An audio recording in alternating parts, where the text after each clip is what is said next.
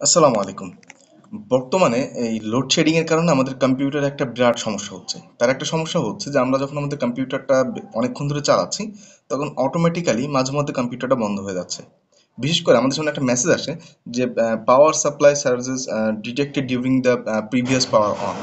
তো এই সমস্যাটা কিভাবে প্রপারলি সলভ করবেন সেটা দেখাবো আজকের এই ভিডিওতে। আমাদের যাদের আসুস মাদারবোর্ড আছে তাদের ক্ষেত্রে দেখা যায় এই টাইপের একটি মেসেজ আসে যে হচ্ছে এই যে এরকম, এবং লেখা আসে যে press F1 to run setup. তো আমরা এখন যেটা করব যে আমাদের এখান থেকে আমরা হচ্ছে গিয়ে F1টাতে ক্লিক করব, এবং F1 এ ক্লিক করার পূর্বে আমাদের সামনে এটা হচ্ছে নতুন করে আবার ওপেন হওয়া শুরু হবে আমাদের মনিটর দিয়ে তাকালে, এবং দেখবেন আপনাদের সামনে বায়োস সেটিংটা আসবে। অনেকের ক্ষেত্রে বিভিন্ন রকম আসে। তো এখানে দেখতে পাচ্ছেন আমাদেরকে একটা নির্দেশনা কমান্ড দিচ্ছে যে default F5 save or exist করলে আমাদেরকে F10 প্রেস করতে বলবে।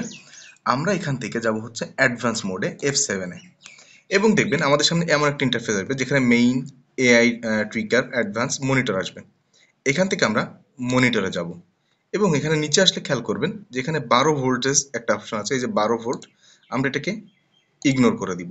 এবং এখানে দেখতে পাচ্ছেন আরেকটা অপশন আছে যেটা কিনা আছে এই যে এনটি সার্চ সাপোর্ট, এটাকে হচ্ছে আমরা অফ করে দিব।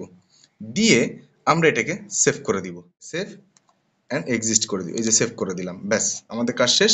এখন আমাদের কম্পিউটার প্রপারলি রান করবে এবং এই সমস্যাটা দ্বিতীয়বার আর হবে না। যদি ভিডিওতে আপনাদের ভালো লেগে থাকে অবশ্যই একটি লাইক করতে তো ভুলবেন না।